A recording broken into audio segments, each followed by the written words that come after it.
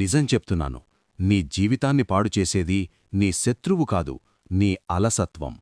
ప్రతిరోజూ నువ్వనుకుంటావు, ఈరోజు కాస్త రెస్ట్ తీసుకుందాం, రేపు స్ట్రాంగ్గా స్టార్ట్ చేద్దాం. కాని రేపు ఎప్పుడూ స్టార్ట్ అవ్వదు. నీ కలలు నీ దగ్గరకు రావు, నువ్వే వాటి దగ్గరకు వెళ్ళాలి. ఈ ప్రపంచం నీ పెయిన్ని పట్టించుకోదు, నీ స్ట్రగుల్ని అప్లాడ్ చెయ్యదు. నువ్వు గెలిచిన రోజే నిన్ను గుర్తిస్తుంది. ఇది క్రూయల్గా అనిపించవచ్చు, కాని ఇదే నిజం. నీకు మోటివేషన్ కావాలా? మోటివేషన్ శాశ్వతం కాదు, డిసిప్లిన్ మాత్రమే నిన్ను నిలబెడుతుంది. నీ మనసు ప్రతిరోజూ నీతో ఫైట్ చేస్తుంది. ఈరోజు వద్దు, ఈ పని చాలా కష్టం, నువ్వు చెయ్యలేవు. అదే నీ బిగ్గెస్ట్ ఎనిమీ. నువ్వు అలిసిపోయావని కాదు, నువ్వు భయపడుతున్నావు. ఫెయిల్ అవుతామనే భయం, జడ్జ్ చేస్తారనే భయం, ట్రై చేసి ఓడిపోతామనే భయం.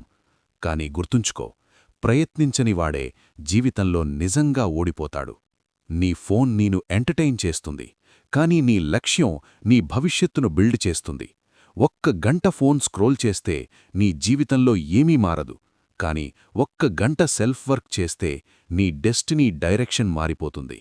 నువ్వు రిచ్ ఫ్యామిలీలో పుట్టకపోవచ్చు, సపోర్ట్ లేని బ్యాక్గ్రౌండ్ నుంచే వచ్చి ఉండొచ్చు, కనెక్షన్స్ లేకపోవచ్చు, కాని నీ హంగర్ని ఎవ్వరూ ఆపలేరు.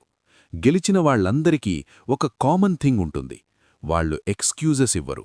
వాళ్ళు టైర్డ్ అయినా వర్క్ చేస్తారు, మోటివేషన్ లేకపోయినా డిసిప్లిన్ ఫాలో అవుతారు, ఎవ్వరూ నమ్మకపోయినా తమ మీద తాము నమ్మకం పెట్టుకుంటారు. నీ లైఫ్ ఈజీగా ఉండదు, అది సపోజ్ టు బీ హార్డ్. అది హార్డ్గా ఉండటమే నీను స్ట్రాంగ్ చేస్తుంది. ఈరోజు నువ్వు సఫర్ అయితే రేపు రెస్పెక్ట్ ఎర్న్ చేస్తావు. ఈరోజు కంఫర్ట్ చూస్ చేస్తే రేపు రిగ్రెట్తో బతకాలి.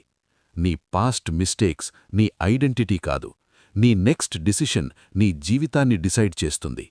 ఈరోజు నువ్వు అర్లీ లేచితే, ఈరోజు వర్కౌట్ చేస్తే, ఈరోజు ఫోకస్తో వర్క్ చేస్తే నీ ఫ్యూచర్ నిన్ను థ్యాంక్ చేస్తుంది. ఎవరూ చూడని రోజుల్లో నువ్వు వర్క్ చేయాలి, అప్పుడే ప్రపంచం చూడాల్సిన రోజు నీకొస్తుంది. గుర్తుంచుకో, నువ్వు వీక్గా పుట్టలేదు, నువ్వు ఆర్డినరీగా పుట్టలేదు. నీ లోపల ఒక బీస్ట్ ఉంది, దాన్ని నిద్రపుచ్చే ఆపేయి. ఈరోజు నుంచే నీ ఎక్స్క్యూజెస్కి ఎండ్ పెట్టు, నీ డిసిప్లిన్కి స్టార్ట్ పెట్టు. లేచి నిలబడు, పని మొదలుపెట్టు, ఆగొద్దు. ఎందుకంటే నీ కథ ఇంకా పూర్తవ్వలేదు.